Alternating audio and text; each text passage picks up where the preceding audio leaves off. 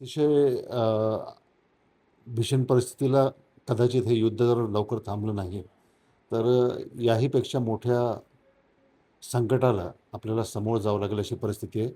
आणि जितकं युद्ध लांबेल तितकं आपण तिसऱ्या महायुद्धाच्या जवळसुद्धा परिस्थिती निर्माण होईल, अशी परिस्थिती पुढच्या काळामध्ये निर्माण होऊ शकते. त्यामुळं अ, हे युद्ध तात्काळ थांबणं हे आंतरराष्ट्रीय लेव्हलवर याचा प्रयत्न झाले पाहिजे. आणि आपण त्याच्यामध्ये फार अफेक्ट होतो आहे. अनेक गोष्टी आपण इराणला एक्सपोर्ट करतो आपल्या देशातनं, ते सर्व थांबलेलं आहे.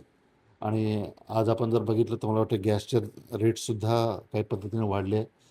आपल्याला लागणाऱ्या पेट्रोल, डिझेल, गॅसपैकी श आपण 20% जवळपास इराणकडनं आपण हे करून घेतो. आणि अशा परिस्थितीमध्ये आज सर्वच गोष्टी हळू अफेक्ट व्हायला सुरुवात झालेली आहे. आणि जगाच्या दृष्टीनं सुद्धा हे युद्ध थांबणं गरजेचं आहे. या पहिलेसुद्धा आपण बघितलं आहे रशिया-युक्रेनचं जे युद्ध झालं आहे, या रशिया-युक्रेनच्या युद्धामध्ये सुद्धा अनेक निष्पाप लोकं मारले गेले आणि प्रचंड मोठं संकट हे त्यानिमित्तानं आलं होतं.